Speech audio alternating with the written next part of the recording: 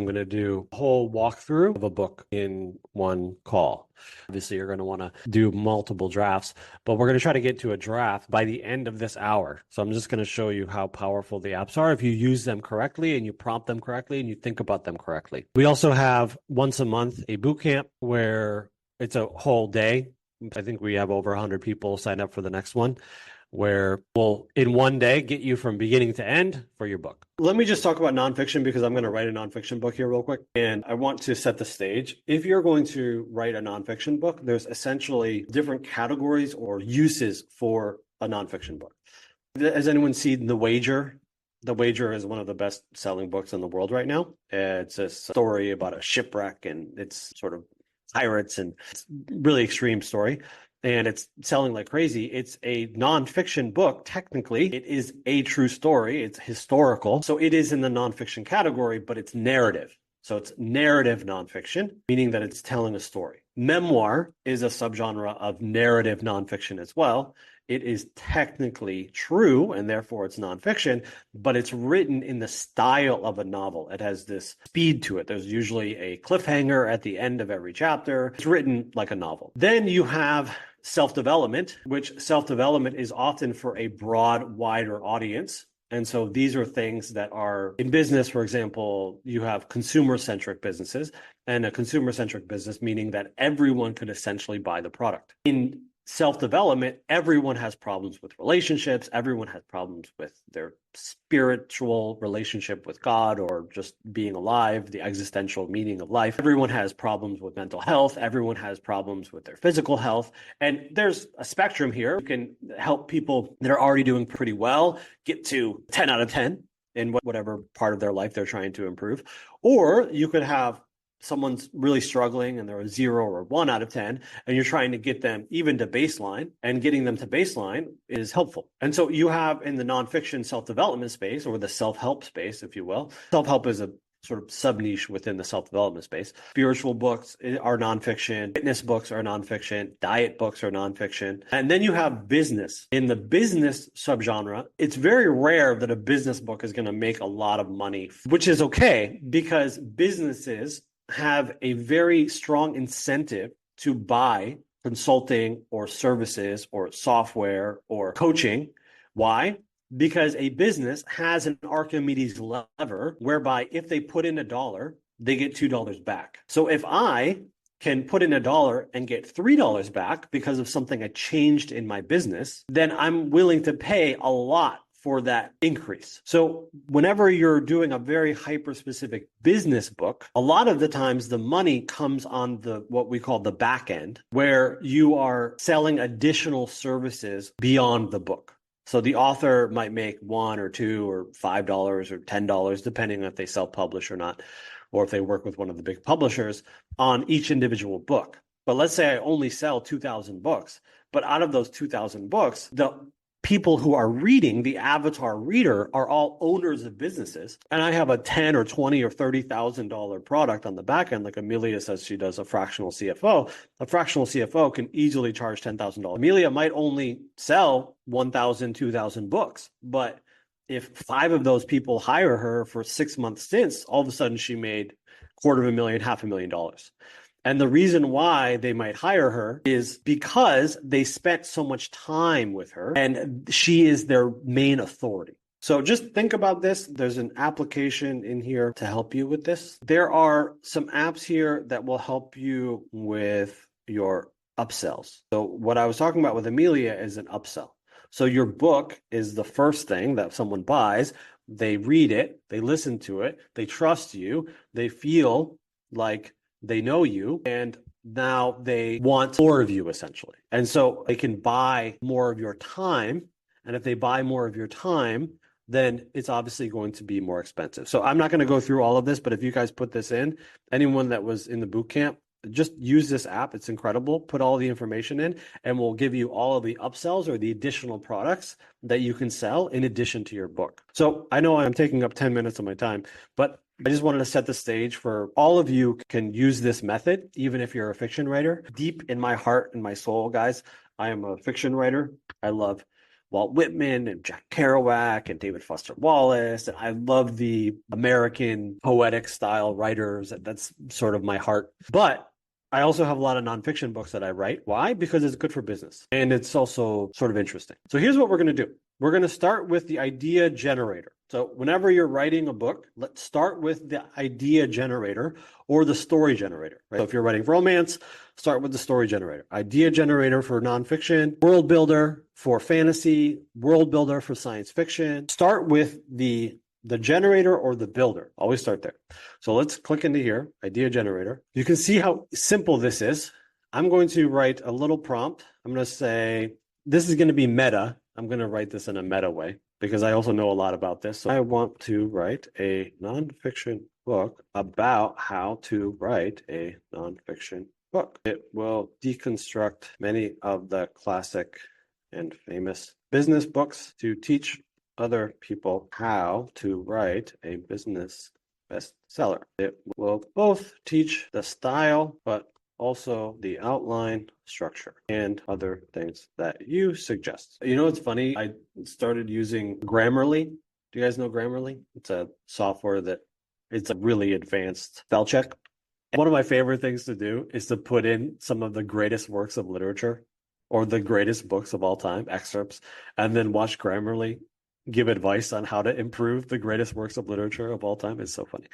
That's so nerdy, but I like doing that. So has anyone used this before? There's a lot going on here, but it'll give you the book title, The Blueprint Crafting a Business Bestseller. Oh, cool. It gives me an explanation for why the title is the way. It gives me a description, comprehensive guide to writing a nonfiction business bestseller, dissects business, blah, blah, blah. It gives me an explanation. Essentially, the explanation is we built the AI to explain itself to you. So it's explaining itself. It's arguing, justifying why it suggested this description, why it suggested this title. It's giving you the explanation. The title, The Blueprint, suggests a detailed and strategic guide analogous to an architect's plan for writing successful business books. So it's pitching me why its suggested title, theme, deconstructing success in business writing, aspiring nonfiction and business authors, desired outcome, equip writers with knowledge, key lessons, lessons explained, key stories. Yeah, these are great. Some of my favorite books. Stories, explanation, style and tone, tone explanation. Okay, so here's what I'm going to do. Have you guys used this yet? Have you seen this new? This is maybe 4 days old. This. So here's what I'm going to say.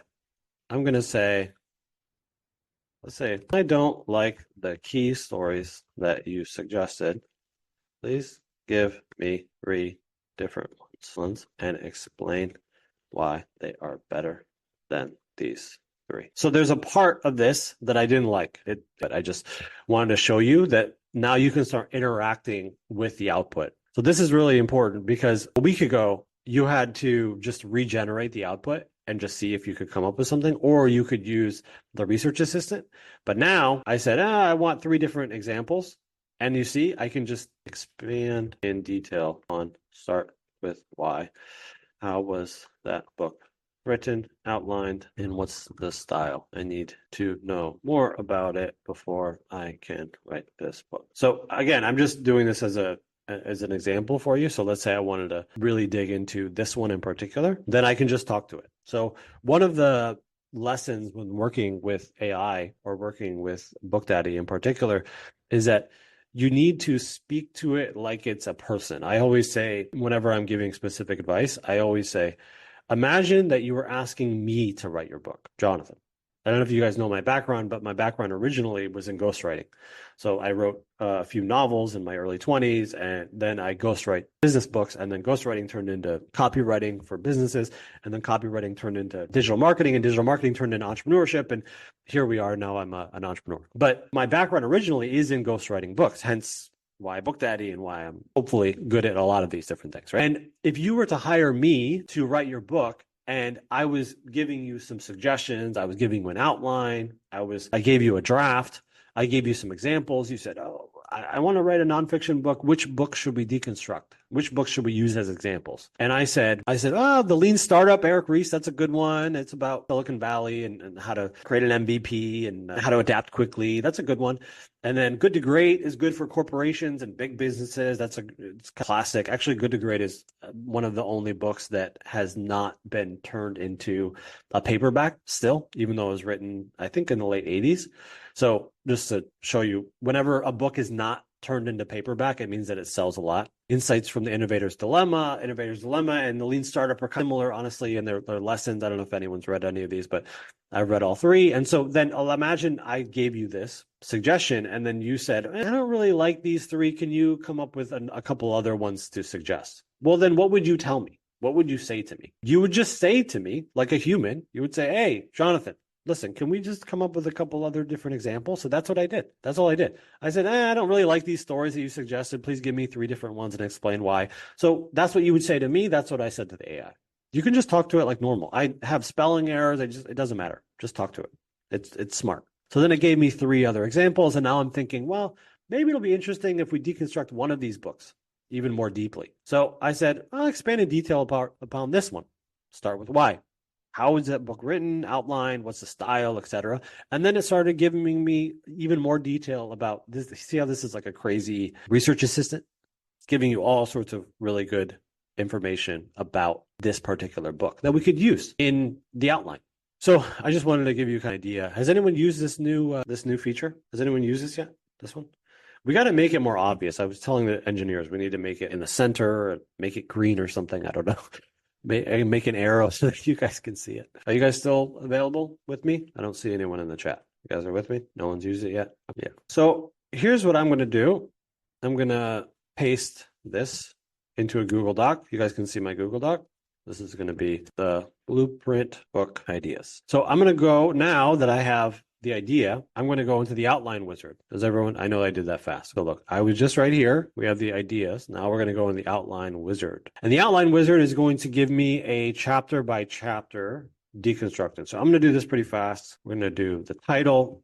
What you would want to do is you would want to be more on purpose about these and change them if you want, etc. I'm not going to do that.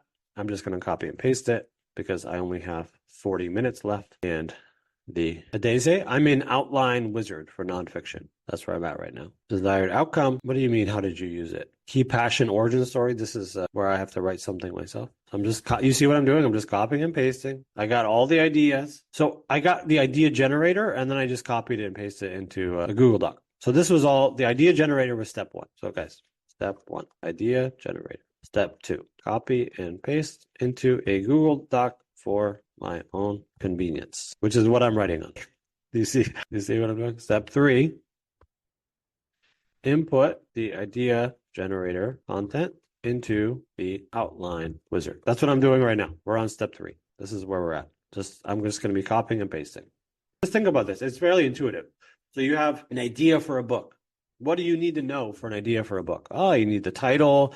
You need a general description of the book. You need a theme, the big idea of the book. Who's this book for? The target audience. What do we want them to learn? What do we want them to know? That's the desired outcome.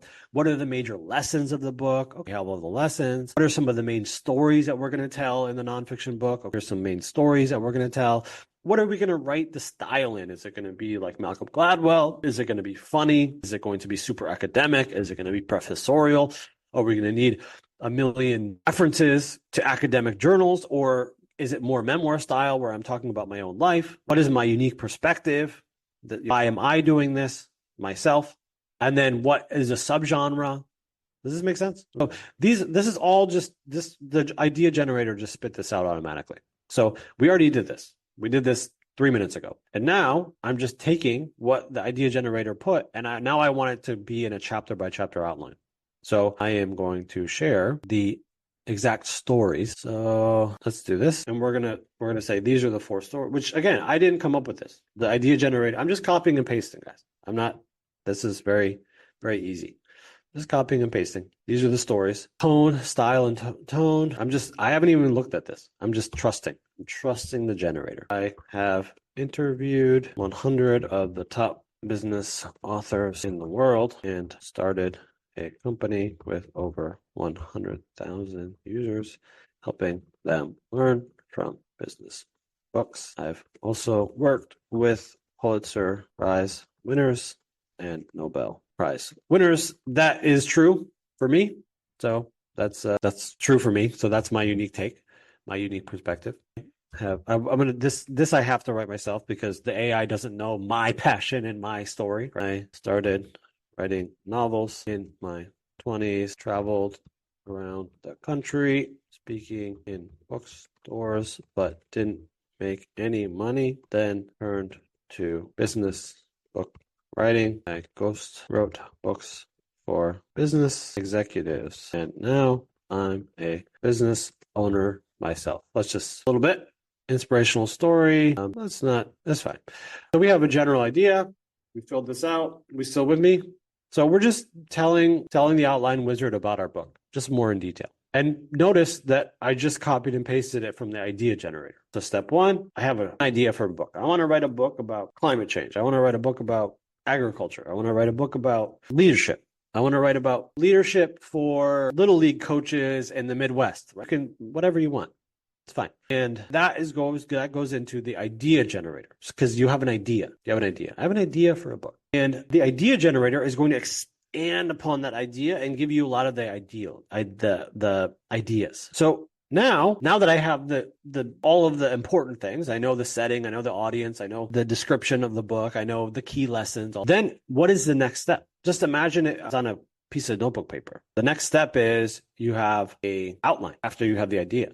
So now we have, guess what? Look, now we have an outline. We have an outline. You see how fast I did that? It's pretty crazy. So you have chapter 1, the setup, the thesis of the chapter, supporting content, the stories that it's going to talk about, the key takeaway, callback. If you guys know what a callback is for nonfiction, callback means that it sort of finishes the story of that it started with, and then it segues into the next chapter. So usually the lesson, so now that we learned this, here's what we're missing. Now that you why leadership is so important, let's talk about what leadership is not. You see how that segue would lead from one chapter to the next? So that's what a segue is. And then it has chapter 2, chapter 3. And so this is really detailed. I don't know, have you guys used this outline wizard?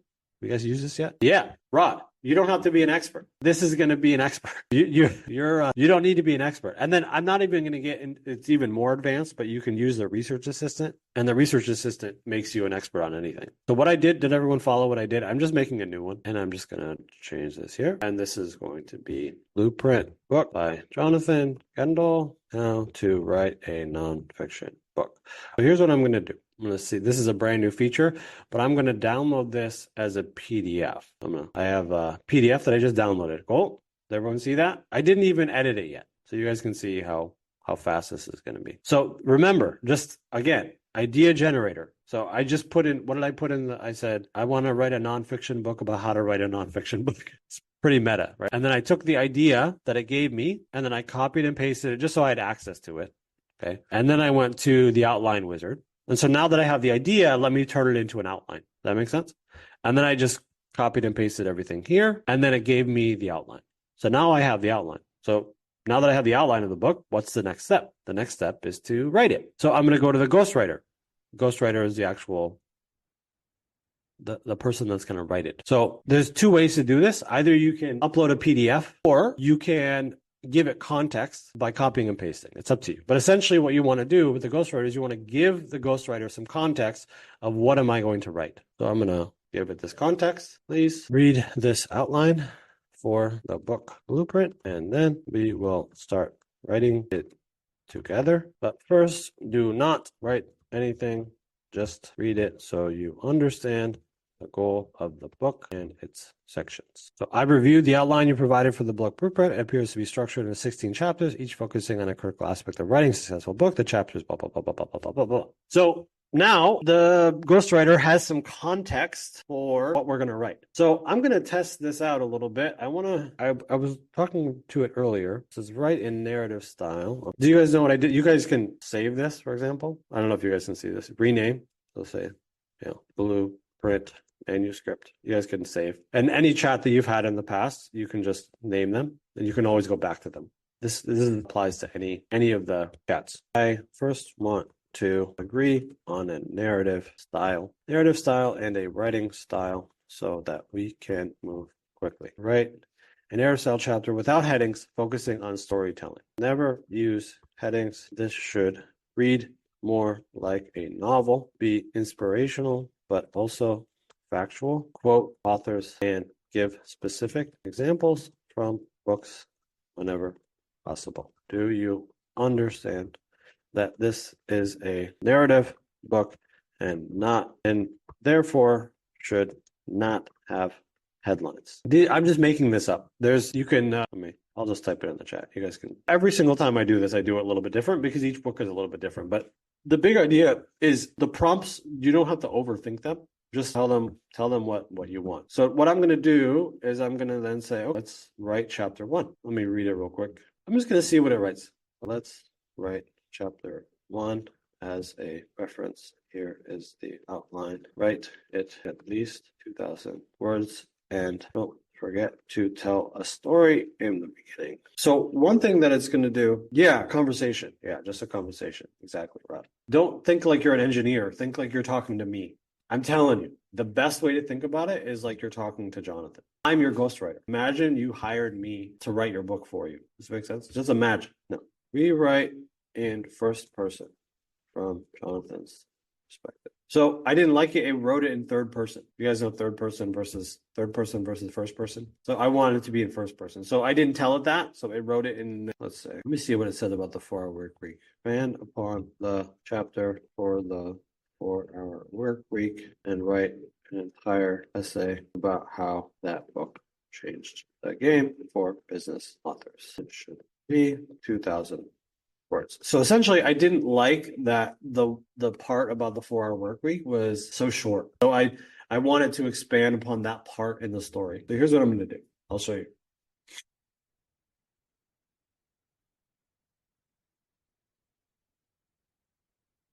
Oh, it's still writing. It's writing. So I didn't like the first one. So I changed it to this one. So I'm gonna start writing the book. So sometimes this happens, guys. I gotta figure this out, but sometimes it pastes without formatting. And then this part, I didn't like the way that it wrote it, so I asked it to rewrite. And I'm just gonna copy and paste the other part. So now we have a longer explanation for the book. Let's do, what was the name of that first chapter? Understanding your audience. Now we have chapter 1. That makes sense? Is everyone following how I did this? The blueprint. Jonathan. Just to make it look cool, let me just start formatting. I always like to do formatting almost immediately, just so that you guys can feel the vibe of it. You guys know page setup and do. This is kind of sort of a 5.5 by 8.5 is similar. So now you can immediately start to feel the vibe of the book. You guys know what I'm doing here? Does this make sense at all? I don't want to get too advanced, but you guys can kind of see it. So we'll make a book cover for this, but just give me a second. Chapter 1, and then you can make this a heading, center, normal text, say heading 3. You guys know how to do headings? You just click the heading button. You guys following? Look, we have in a book version, we have a 12-page chapter. It's pretty good. You guys following me? So now I only have 20 minutes. So I'm going to say, let's write chapter 2. Yeah, I'm using Google Docs. So I use Google Docs because I have a lot of employees. And so whenever you have employees, you're sharing documents very quickly. And Google Docs is a lot easier for people to help each other and work on the same document quickly. Whereas with Microsoft Word or whatever else you're using, it might be better for you yourself. But once you're in a team environment, you have editors and all of that, it can get complicated. And just Google Docs is just really nice, honestly. Let's write chapter 2. This time start with the chapter number and title. And just like last time, really focus on the example story, a real book. Which was what? Which one was this? Let me look. So chapter 2. So now we're going to do chapter 2. And what I noticed about the first draft of the first chapter was that it wasn't digging into the example. And I want every chapter to talk about the example of that book in much more detail. Does that make sense? So this is a little bit too short. Let me say another essay on the deconstruction of Start With Why by Simon Sinek. Simon Sinek, how did he organize his book? I want to add that to this chapter. So one of the things that if you guys notice, I don't do this on purpose, is that I'm not correcting my typing. I'll write it. If there's spelling errors or whatever, I promise it's really smart. Jack, was the formatting done in Google Docs? Yeah. So now we have chapter 2. So now I'm gonna do that. I always do paste without formatting, guys. I'm just double clicking and then, and if you're on a regular computer, you can right click, paste without formatting. Let's see, where did I go? Oh, so you always want to go to the next page. I don't know if you guys know that. The chapter 2 should always be on every chapter should be on the next page just for formatting. I'm formatting like as we're doing this here, and then I'm doing heading 3. Yeah, Google Docs is free as well. So now I have this chapter. It's not that long, so that's why I asked for more detailed. I said another example. So I'm going to say, but instead of these 2 chapters, I'm going to add this more detailed version, and now it's much longer. So essentially, it gave me a whole section on Simon Sinek, which was great, but I was like, I want it to be a little bit longer. Does that make sense? So now this chapter is really good, actually, because it gave me examples from the Blue Ocean Strategy and from the Simon Sinek about how, I mean, these are 2 of the most famous books in the world. And I like to add more line breaks a lot because generally people have no patience and they don't, you notice in my, if you guys read my emails, I have a line break almost every single sentence. It's just sort of my style, but people like reading like that a lot more. So I'm just going to do this. You guys following? I'm trying to. So now we're 2 chapters in. I'm just making this. I mean, this is crazy, guys. Look, it's set up. So now, what do they all have in common? I would say I would delete that sentence. Deep inside the rich tapestry of widely acclaimed books lies a recurring blueprint. Ooh, see, it talked about the title.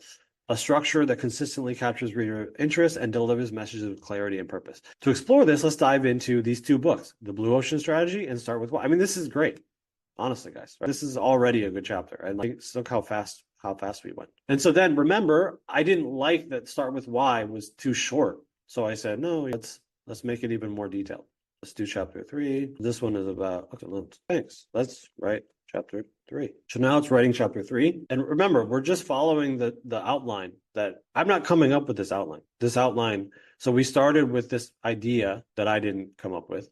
And then the idea was turned into chapter by chapter. And now I'm just typing it into the chapter by chapter. So let's say, what's this chapter about? Oh, yeah. Write a quick essay about the most famous authors that have really extreme narrative styles for nonfiction writing. For example, Mark Manson is funny, or Robert Greene has a lot of historical stories. Give a contrast between the narrative styles of famous nonfiction writers. I just want just telling it, it'd be cool as if we had another section in there where we're like comparing, contrasting the different styles of writers. And so now it's going to give me a whole breakdown of that. Yeah, so even it said like, here's how Obama writes, Michelle Obama, Malcolm Gladwell, Robert Greene, Mark Manson. So this is kind of a cool little part.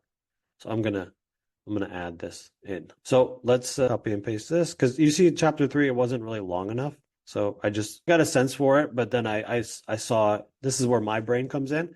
And I'm like, you could probably make this a little bit better with having a section there where I compare and contrast the different authors. Are we following? Have you noticed, guys, that you got to use your brain a little bit, right? I'm going to start going a little bit faster, but we're 3 chapters in. First 15 minutes of this call, I was just chatting with you. I could go a lot faster, obviously, if I wasn't being distracted by trying to teach you guys while I was going, essentially. And yeah, I think I've been doing this maybe for 25 minutes or something, and we're 30 pages into a book. So but that doesn't mean that you're going to push. Let's write chapter 4 based on the outline of the PDF. Yeah, Jack, I will. Let me a how-to guide for how to get the best research and choose the best stories for your book. How do you, which ones will resonate? Use examples. Make this essay at least 2,000 words. And essentially, we're trying to work on it, guys, but it just refuses. The AI will refuse to write 2,000 or 3,000 words because it essentially doesn't trust itself to do it effectively. So it is what it is for now. Rewrite, but without bullet points or headlines or numbers. So I didn't like that it wrote it in this bulleted style. So I'm forcing it to rewrite it without the structure that it did. So I'm going to start going a little bit faster, guys, but you guys, I have 9 minutes, and I told myself that I was going to finish finish the book. And are we following still? I'm gonna stop talking a little bit as much because I need to. My brain is skipping back and forth between a lot of different things right now, and I'm trying to finish this in the next 9 minutes. So hopefully you guys bear with me while I do this because we're only in chapter 4. But I want to give you a sense for how possible this is essentially. So I'm gonna say chapter 5 based on the PDF outline. Because remember, it already has the outline, so it knows what the book is about. So if I go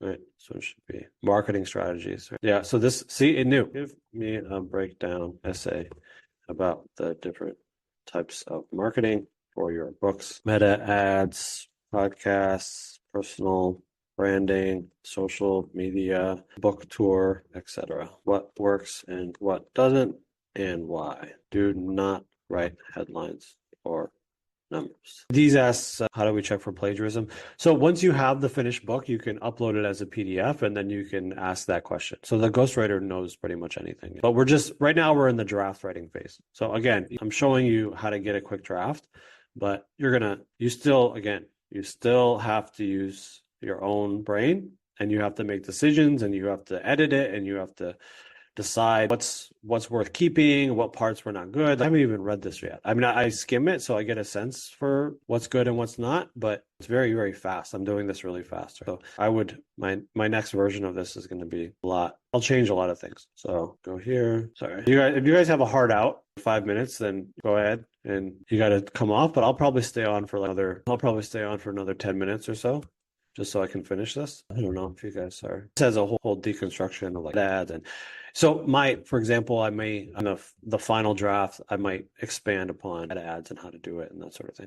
Chapter 6, but give more examples than just the blue ocean strategy. Use other books. Upper Peninsula. You're from Michigan? My sister was born in the UP. My family's from Saginaw, Michigan, originally. Lit? Nice. Yeah, the M on my hat, yeah. I actually grew up in Ohio, though. Ironically, my family's from Michigan, but my dad got a job in Canton, Ohio when I was young, so we moved there. It keeps on talking about blue ocean strategy, which is actually good. So one thing about nonfiction books, I know I'm kind of giving a meta lesson here, but it's what's the next chapter? Okay, I'm just going to move on. That chapter can be a little bit shorter. Let's write the next chapter. Yeah, I grew up behind enemy lines. Yeah, I was always wearing Michigan because my dad went to the University of Michigan and my family's from Michigan, so I was indoctrinated from a kid to like Michigan. But everyone was wearing Ohio State gear my whole life, so it was actually fun. It's so funny whenever you leave an area. I remember in my hometown there was literally the other side of the train tracks, and they were a little bit more that do a deep dive into the top 10 best selling nonfiction books of all time. Write it as an essay without any headlines. I always say don't write it without a headline because if you want it to do a list of things, so I said like deconstruct the top 10 best-selling nonfiction books of all time and kind of a quick little rundown of all of them because this chapter is about the best-selling books. And just know that the nonfiction writer has a tendency to make things bullet points or numbers because it's more nonfiction is a little bit more academic, right? So it tends to do that. So I always give it a little nudge and say, hey, by the way, don't write in the. So I'm gonna write this here. So I got a little place here. I'm gonna add this.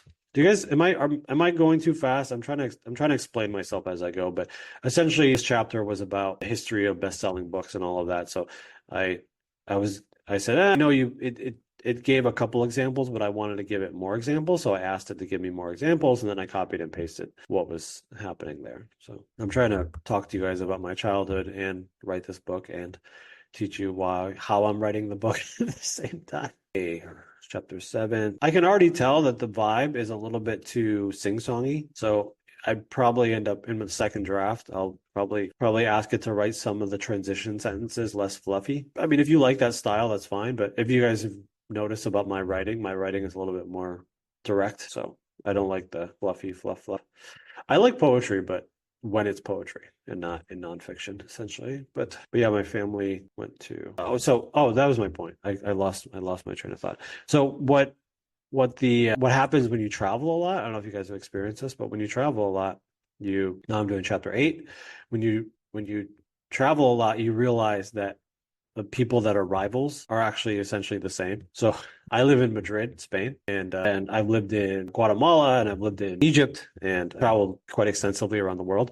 And so when I go back to Ohio and Michigan are like essentially the same place. They're culturally almost identical. So give an example of a book that did not stay consistent and had a bad reception because of it. And say about this example. It must be a true story. So yeah, it's just funny. It's when you're I remember in my small town, it's like, oh, you're from that side of the train tracks, and it just felt so different, even though it's essentially the same thing. And then when you go to Michigan, you're essentially the same. You're all from Ohio. And then when you travel outside the Midwest and you're like deep South, you're like the Midwest is kind of the same. And then you travel to a different country and you're all American. It's just kind of how your perspective changes depending on where you're from and how far away you go. Just a little lesson in perspective. But I root for Ohio all the time, even though I think you can like both. There's this funny comedian. His name is something DeStefano. I was just listening to him. I love comedians because they push the boundaries of society. And they're also philosophers and writers at heart, essentially. But I really like writers or like comedians. And this guy was saying that he roots for the Mets and the Yankees, which are the two baseball teams in New York City. And he was like, everyone says that you can't root for both. He's like, I root for both. I just thought that was funny. Oh, yeah. So this is a cool example. It gave The Secret as a counter example. I don't know if you guys are following with this. Oh, yeah. Look, nice. See? Look, this fits in perfectly. It's a counterexample. I always say nonfiction books are essentially writing you can copy the progress, by the way. That's cool. The reason why I do headings, have you guys ever used this? If you click this little button, it can allow you to just go to any chapter real quick. It's probably going to take me another 10 minutes. I'm just going to keep going, guys. If you guys want to hop off, you can. But if you want to stick with me, I'm going to finish this come hell or high water. Patricia's staying. Philip is going to grab a cup of coffee. Let me check the chat real quick. Reverend Bill, yeah. Plus we have fresh water. Yeah. I think my favorite people, I know this is going to be controversial, but my favorite people are people from the Midwest that are well-traveled. Or because sometimes you go to the Midwest and people are a little bit maybe they're just very simple, which is not a bad thing. But I like the niceness, the genuineness of Midwestern people. Where's the chapter? Is this chapter 8? No, chapter 9. Did I do it? Oh, yeah, here. I got lost. Let me see what this chapter is about. Oh, yeah, right? An essay about, what's her name? Brene Brown and how she explains the power of vulnerability and why that's important as a writer. We give 2,000 words and give many examples. So this chapter is about writing in your own voice, in your own style, and being authentic and vulnerable. And I just know Brene Brown.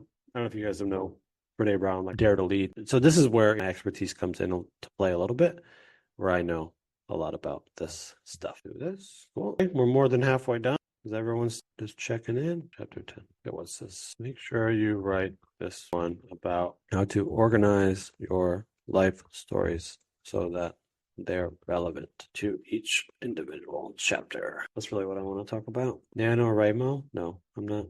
Lawrence. What is it? NaNoWriMo. Reverend Bill's wife is from Australia, but she lived all over the world. That's crazy. National Novel Writing Month. Oh, yeah, yeah.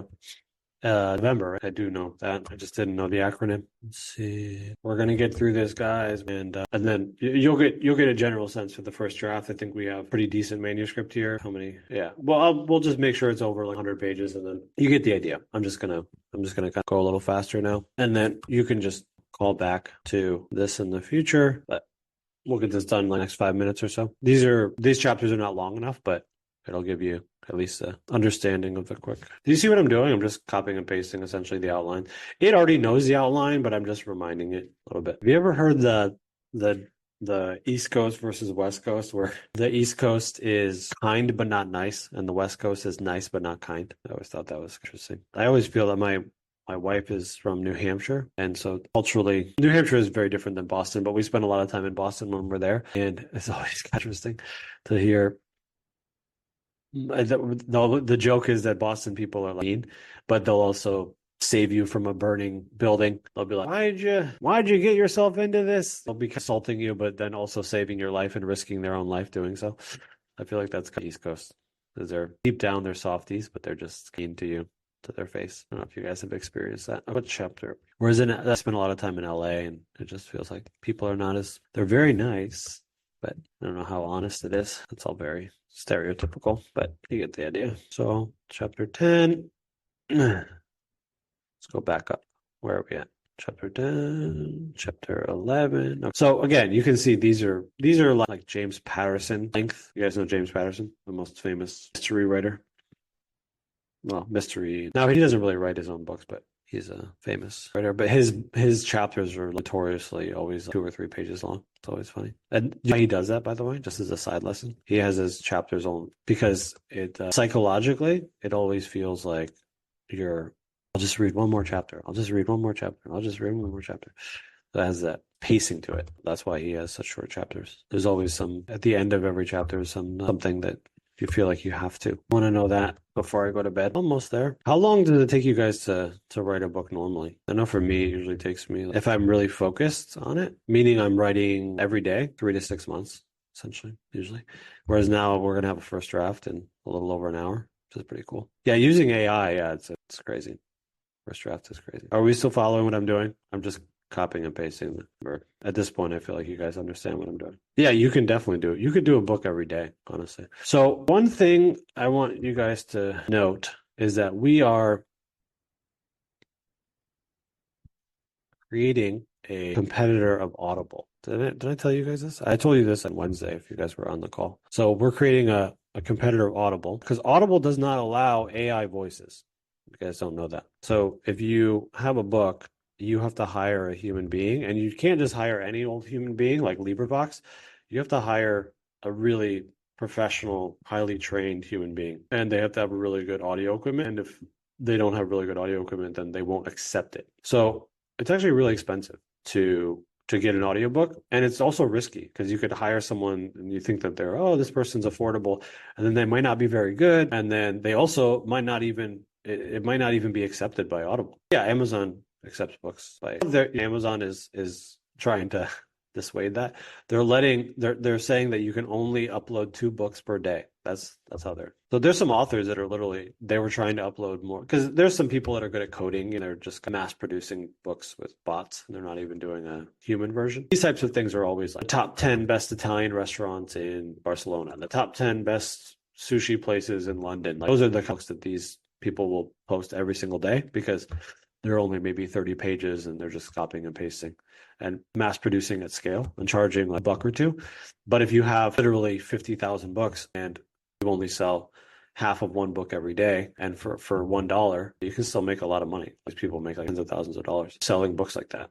They're not authors per se, but they're providing value. But yeah, to answer your question about Amazon, you definitely can upload Amazon books, but they're just limiting the number that you can upload every day. Now, but back to this idea of audiobooks is that we are creating an audiobook platform right now that you will be able to, in just a few clicks after you're finished with your book here, you'll be able to get an audiobook. And then from the audiobook, you can upload it to our platform. And then we're going to pay you guys for the amount of time that people listen to your book, kind of similar to Spotify. So just we're building that behind the scenes. I can already tell, by the way, like chapter 16, it started giving some references to fiction books, which it may make sense because it's talking about like narrative style, but I'll have to read it. But I can already tell that if I had an extra hour or two, I'd probably ask it for nonfiction examples instead of fiction examples. Does that make sense? Yeah, like well, it started to give examples, which it's giving examples about success stories, which is fine, but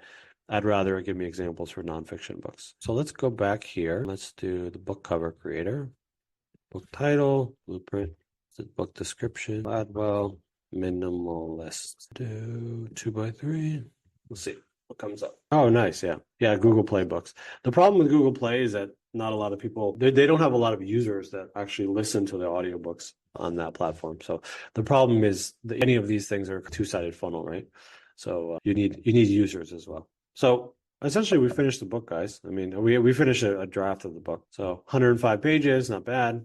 For the first hour, legitimately, I was just chatting with you guys. So, well, not chatting, but I was talking about other things. So, was this helpful? Can you guys see how I did this? Audiobook feature will be added for a subscription. It depends on the length of the book. So there'll be a certain amount that's free, and then but there's costs associated. We have to pay the LLMs. So you guys, we use all the LLMs essentially. We use Google's, we use Meta's, we use OpenAI's, we use Claude, we use Perplexity. You guys know all of the, I don't know if you know these, but anyways, there's a lot of different LLMs, large language models in the background that we use their models, and we have to pay their models for everything essentially. So we have a lot of costs associated. Every time you spit out text, or every time you spit out an image, or every time you spit out audio, or every time you spit out video, we have costs associated with it. So after a certain amount, we'll pay the cost, but then after that certain amount, then you have to pay the cost. But it just depends on how much you use it essentially. But to upload it